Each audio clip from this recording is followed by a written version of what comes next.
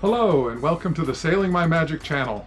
My name is Duke and Magic is the name of my 2015 Lagoon catamaran that I am solo sailing around the world. In this episode you get to explore the culture of the Kingdom of Tonga.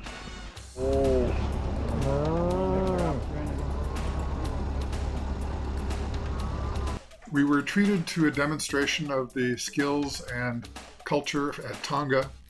If you see here, this fella is making baskets by hand out of the available palm fronds. You can see the baskets full of coconuts they've gathered over there, and later on they gather some more from the trees. Here they're preparing the fire to cook part of the feast. It's called a umu and a lu. It's kind of like a luau. Boiling some hot water, which I'll show you what they do with that in a little bit. They get the fire going and put rocks on top of it to heat up the rocks and crush down the wood. So what they end up doing is they have killed some pigs, small pigs. They're going to cook here. At the same time they're building the fire and heating up the rocks. These other guys over here are dealing with the boiling water, and they'll dip the pigs into the boiling water after they're dead, of course, and use that to loosen up the hair, and then they can strip the hair off of the pigs before they cook them. That way you don't get a mouthful of hair when you're having dinner. And again, at the same time, some of the ladies are over there opening up the coconuts, giving everybody a taste. Real men don't use straws. You can just drink it out of the hole there. The little kids they gave straws to, and the ladies they gave them straws. Some of the kids over from the library were giving us some demonstration of the local dances, and that's the Tongan flag that was flying there, and a demonstration on how to prepare the meal in part. They wrap up some of the meat. We had chicken, pork, and lamb. This is the lamb being folded in with some vegetables, and they wrap it up in banana leaves or some other leaves, and then wrap it up to put on the fire and finish cooking. Some of the times they put in coconut milk in with it, so it kind of cooks right there. And I think this is cassava. I could be wrong, but I think it is, that they're getting the seeds out of the middle. And you can see that the fire burns down, the wood collapses, and the hot rocks stay on top. And then they've got all the packages of food.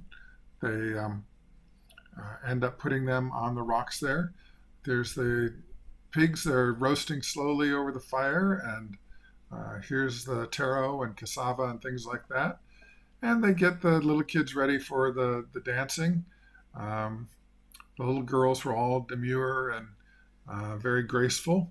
The boys were kind of trying to make everybody laugh, and did a good job at that. The guy who was doing some of the announcing there, he had a family of his own 9 kids there, and they were singing. Great voices, by the way. This is a stretch of lava that's right in front there. There was a collapsed cauldron there creating some shallow flats, and the lava strip prevents the erosion of the beach. But inside the shallows you can find the brittle stars, which are a type of starfish.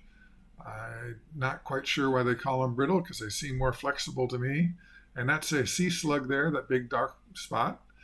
Both of those are alive. And after they get the pigs cooked, they butcher them with machetes. A machete is an all-around tool for most of these islands. And they've covered up the meat and everything with palm fronds and cloth and then dirt. And here they're uncovering it after it's been cooking and steaming in there for a few hours. The palm fronds make it steam quite a bit. You'd be surprised how much water comes out of them. They have to be careful that they don't get burns while they're doing this. But after they get it uncovered, they will pull out all the pieces of fruit and vegetables and the yellow things, remember, cassavas. Here they're getting the layer of chicken out, and the chicken was very tender, I must say. And then they had everybody line up under the tent, and we went along, and it was a buffet style meal. You might have noticed there they had what looked like giant celery pieces, and that's actually from the banana tree. And this is what an actual jungle looks like. Those kids were from the library, by the way. The ladies were doing a thing where they have to juggle 2 balls with 1 hand. See how good that lady over there is? And the visitors were trying it, and very few could do that, really. And one of the things that's unique here is when they're doing the dancing, if you want to tip them, you run out and tuck the tip into their clothing or costume right away. That's the accepted way to doing it. I found this very interesting little grotto back there.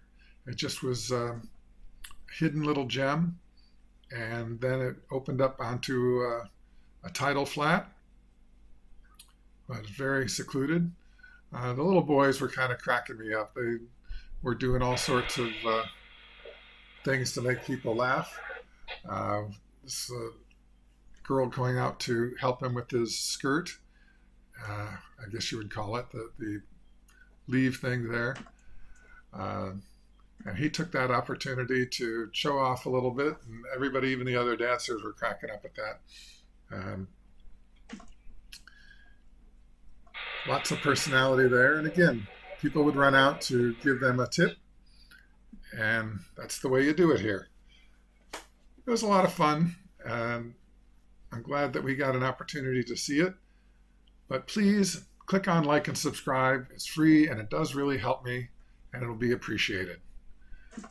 And now it's time for the sailor's tradition, the sundowner. Have a great time.